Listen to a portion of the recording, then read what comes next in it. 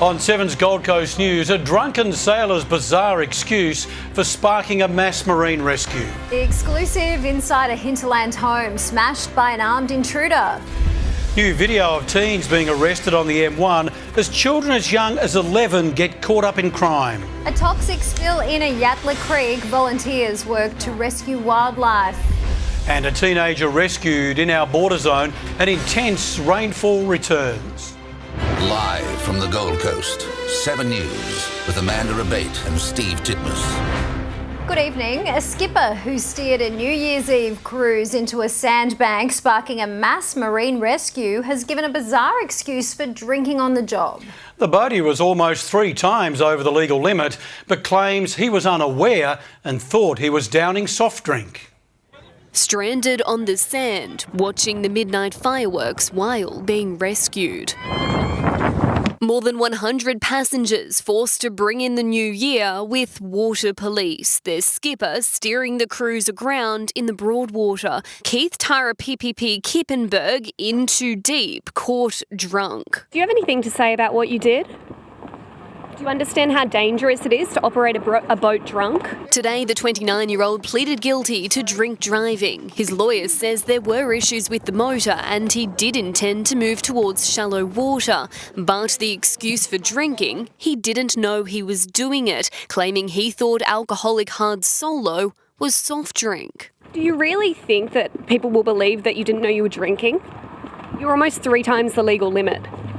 The boatie was fined $2,000 and his marine licence disqualified for 3 months. But his punishment might not end there. The Australian Maritime Safety Authority is also investigating. Are you going to be staying away from hard solos? To avoid another rescue. Mel Whiteman, 7 Gold Coast News.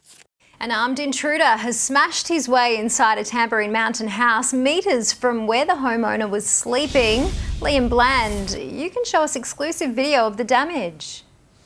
Yes, Amanda, the homeowner told 7 News he woke to the sound of smashing glass and picked up a chair to protect himself. The thief used a rock and what's believed to be a tomahawk to break a glass door. He demanded cash and flipped a table before snatching a wallet and fleeing. A forensic officer took fingerprints from the scene this morning. It's the second time in a week the Tamborine community has been hit by heartless crooks. The local post office was looted last Tuesday. So far, no arrests have been made for either break-in. Liam Bland with that report. Meanwhile, children as young as 11 are being caught up in the city's youth crime crisis. It's prompted fears that criminals are getting younger and may be more difficult to stop. A trio of teenagers taken down next to our city's busiest road, pulled out of a stolen car and handcuffed. At this point in time, you're under arrest in relation to unlawful use of a motor vehicle, okay? The group of boys put in the back of a police car at Yatla. A 14-year-old and 2 13-year-olds were arrested for over 20 offences. Just days later, a young boy, just 11, is caught up in a brawl at Surfers Paradise. It's believed this live stream shows the moments after he's knocked unconscious. What is an 11-year-old firstly doing out at that time of night? Shocking, but for many, not surprising. You've got a generation of untouchables. They're starting younger, they're becoming more aggressive. And Queenslanders are copping the consequences. There is concern in the community around community safety, particularly when it comes to youth offenders, and that's why the government's taken pretty decisive action, strengthened laws last year. What we have to have is a longer, deeper and more productive look at what is causing this, the criminogenic needs these kids have, and actually dealing with that. To make Queensland safer. The 3 teens arrested on the side of the M1 at Yatla will face court later this month. Their arrest was part of a 9-day police task force cracking down on youth crime north of the Gold Coast. 16 people were charged with 66 offences as part of that operation. Now, Whiteman reporting in Surfers Paradise. A mega clean-up is underway in Yatla after a toxic spill leaked into a local waterway. Wildlife volunteers gave up their night to rescue animals covered in the sticky substance. Now the race is on to stop it spilling further downstream. Animals covered. Look at this guy. caught up in a toxic spill of bitumen and kerosene, oozing from the Coal Ash Solution construction site and straight into Halfway Creek. Gotten here for that rescue and noticed that it's a bit worse, so I've called for some backup, and we've just been here since, sort of rescuing some lizards. A team of 8 from the Reptile Rehab Queensland arrived yesterday to save local wildlife. Coated in this oily substance, we've managed to get most of it off, and the rest will happen at Australia Zoo. 6 animals yesterday, we've got about 4 more now. Volunteers have been scouring the bushland to make sure no animal is left behind. They're all just going through the bush. We're working with another company just going through pallets and trying to find all the dragons that have been affected. A sticky task to stop the leak spilling further downstream. They did have a cleanup crew which took away a lot of the substance that was floating in the water. The General Manager at Coal Ash Solutions told 7 News they notified the Department of Environment and Science the moment they discovered the spill, have organised cleanup crews and are now conducting their own investigation. To keep the environment clean, Danielle Bowen, 7 Gold Coast News. A young girl has been saved from a flooded creek. Danielle Bowen, she was caught in a tree. Steve, we're told she grabbed onto branches after being dragged in fast-moving water just south of Murwillumbah. This afternoon, rescue crews rushed to the creek in Yukai. They used a rescue boat to work their way out to the teenage girl and bring her safely back to shore. The region has had widespread falls of more than 150 millimetres of rain in the last 2 days. Danielle Bowen reporting. Flood victims have been unable to access a recovery centre in Mudgeeraba after it was cut off by floodwaters. It's the second time it's happened following another round of intense rain. Isolated and abandoned, the Mudgeeraba Community Centre, a refuge for flood-affected residents, but the only road in is Somerset Drive, cut during the night by rising water. More than 100 millimetres of rain fell on parts of the city in the past 24 hours, 160 in Springbrook, 140 at Talabudra Creek. Yeah, you can't see much in front of your hand. Lifesavers closed the popular waterway to swimmers. A cocktail of contaminants is being washed downstream. Our main worry is what's happening with the erosion down the creek, because we kayak down there and a lot of the banks are getting eaten away. It was another wild night in the Creekside campsite. We were in the van and it was pretty noisy. It's one of the Gold Coast's most in-demand holiday locations. Garth Wilson has spent his entire 6-week summer holiday here. He's had heat waves, severe storms and dangerous floods. Yeah, thanks very much, Gold Coast. Yeah. When the storm hit, the big one, holding poles and carrying on, so we were lucky we survived, but a lot of the gazebos and that on the front here and down the back disappeared. The risk of camping in Queensland. Carry an umbrella and keep doing it, I think. Don't give up. More smiles at Currumbin, where the water was clearer. The rain's good. Yeah, I love surfing in the rain. When it rains, the glass is over. It's good fun. Hopes remain high for the weather to improve for the last few days of the school holidays. And this is a result of all that rain, a torrent of water surging over the top of the Hinds Dam. It began spilling early last week, but has now reached a height of almost half a metre above the top of the spillway. The level is now at 102% and it's still rising. The catchment area has been soaked over the past 2 weeks, so any new falls in the mountain ranges to the south end up in here. And there's a lot more water still making its way down. This was Purlingbrook Falls at Springbrook this afternoon. An incredible amount of runoff from last night's deluge is cascading off the cliff edge, a drop of 110 metres to the valley floor below. Without any further rain, Hinds Dam is expected to continue to spill for at least another week. Plenty of water around from Sam Payne. Let's go to Tony Auden. And Tony, what's the latest on today's rain? Well, Steve, after those heavy falls overnight, we do still have plenty of slow-moving, heavy at times showers across the coast at the moment. Upper Springbrook recorded a further 28 millimetres since 9 a.m. and there is still plenty of colour on the radar here at the moment. Showers should ease back a little bit tomorrow. Then the next round of storms is due on Thursday. It should build inland and sweep across towards the Gold Coast into the afternoon and evening. And yes, severe cells are a chance once again. Now, looking ahead, the Bureau has just increased the chance of a tropical cyclone in the Coral Sea up to 55%. That's from Sunday into next week. We do need to keep an eye on this system, not just for the tropics, but also the coast. I'll be back soon with the forecast. Okay, thanks, Tony. Hinterland traders say they're ready and open for business as the school holidays draw to a close. The region's recovery from dual weather disasters has been slow, and residents are in dire need of an immediate injection of cash. Back in business, but still waiting for much needed summer spending. The tourist trade is what we thrive on. That gets us through the whole year. The owner of Fudge Haven, Sharon Kimpton, had to turf stock and close for 2 weeks. We've still got staff that need to come back, but we can't support the staff in that way because people aren't coming up to the mountain. Business owners are eager to close a bleak chapter in the hinterland's history. More wet weather this morning hampered that recovery. We got another week of work to clean it all up. We got flooded 3 inches up here, 6 or 8 inches down the bottom. The final days of school holidays could prove pivotal to recoup lost funds. Matthew Henderson's Funny Honey is around $30,000 out of pocket. We wait all year for the Christmas period. That's usually our busiest time. And this year we haven't been open for most of it. Open now though, and hoping the state government's new Gold Coast Funds campaign can bring customers in. Our operators have been hurting. $1.3 billion was expected to be spent in our economy on tourism over the Christmas New Year period, so now's the time to get out and spend that. Those who have already taken the trip urge others to do the same. Come here, it's great. Yeah, it's so good. Very pretty. Very gorgeous pretty views. When the rain goes, this is a bloody nice place to come to. Residents relying on visitors to do just that. Liam Bland, 7 Gold Coast News. Still a great spot. Coming up, a new adventure parkland planned for Coomera. How you can have your say on the design. Plus, the mega mission to move concrete beams at Pimpama.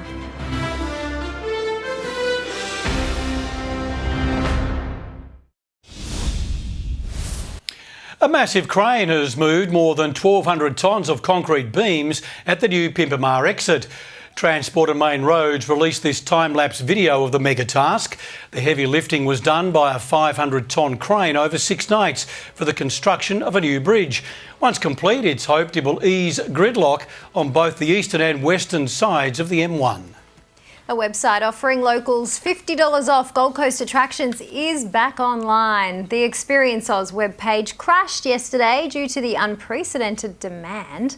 They can be spent at tourism hotspots, including our theme parks. The operator of Dreamworld and Whitewater World today told investors it's still assessing the total financial impact of the park's storm-forced closures. Hectares of land in Coomera will soon be turned into an adventure playground, and Council wants you to help design it. A survey has been launched for locals to give feedback on what should be built. A corner of land in Coomera could soon look like this: a skate zone, open space, swings and play equipment. Something for everyone, barbecue and picnic facilities, and most importantly, a lot of parking. There's 8 hectares in total. About 6 hectares of that will be retained as conservation land with walking trails. Council has created a new plan for the Kirkin Road South Adventure Playground. This is a $10 million project. Coomera's been really left behind in terms of space available for parks. But now want locals to give feedback on what they want the space to become. Because we want it to be a place for people of all ages to go. There will be a community consultation session this Saturday at Viney Park Skate Park between 8 and 11 a.m. The survey is open until January 26 before extra designs and construction can begin. Danielle Bowen, 7 Gold Coast News. Okay, Sally Pearson is here now with tonight's sport. And so one more sleep until the heat arrives. Yes, fans are in for a treat tomorrow, Steve. Hello, everyone. Coming up next, new details on their open training session in Carrara. Plus, how can this 4-time Ironman champ hold his lead in the Nutri-Grain series?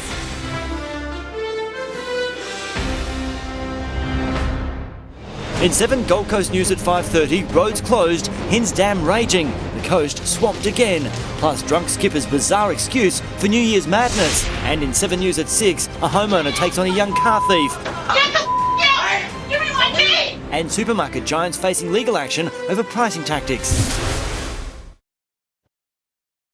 Tomorrow on Sunrise, caught in the act. The incredible new way supermarkets are catching out shoplifters. They'll never see it coming. See you in the morning, Gold Coast. The Brisbane Heat are planning to hold an open training session in Carrara tomorrow. Let's go to Savannah Burke. And Savannah, fans are welcome to come along and watch. Yeah, it's all going to be pending the weather, Sal, but the Brisbane Heat are planning their open training session here from 4 p.m. tomorrow, ahead of their BBL qualifying final on Friday night. Win and they'll host the grand final in Carrara Wednesday week, but lose and they'll play in a knockout game on Monday. Regardless, 2 BBL finals will be played here on the Gold Coast.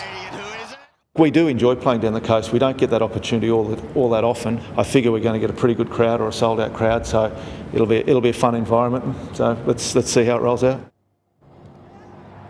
Their first opponent will be decided tonight between the Scorchers and the Sixers. Sal, that showdown starts very shortly, live and free on the screens of 7. Oh, looking forward to it. Savannah Burke reporting there. Gold Coast tennis star Olivia Gadecki's had a disappointing start to her Australian Open campaign. The 21-year-old fell short against American Sloane Stephens 6-3, 6-1 in the opening round. A tough day for Olivia Gadecki, who can only last 56 minutes, some way off her best tennis. Kim Beryl is currently on court, down 1 set against Ostapenko. She will pair with Gadecki in the women's doubles tomorrow. Surfers Paradise star Ironman Ali Day says he's staying calm and sticking to what he knows, despite only leading the Nutri-Grain series now by a single point. The 4-time champion lost a big part of his lead during the second round at Maroubra Beach after a brutal surf threw him from his ski. Uncharacteristic obviously of me to fall off in a race like that. It's not panic stations. I'm still in a really great position and I'm excited for what lies ahead. The 33-year-old suits up for the Summer of Surf series this weekend. The Nutri-Grain series will be decided at Kurrawa Beach next month. And good luck to him. Hopefully it goes well. And to Kim too. Yes. Come back. Thanks, Sal. Well, coming up, the punishment for a couple caught keying luxury cars. That story soon on 7 News. And showers easing back tomorrow, but storms are on the cards. I'll have the forecast coming up next.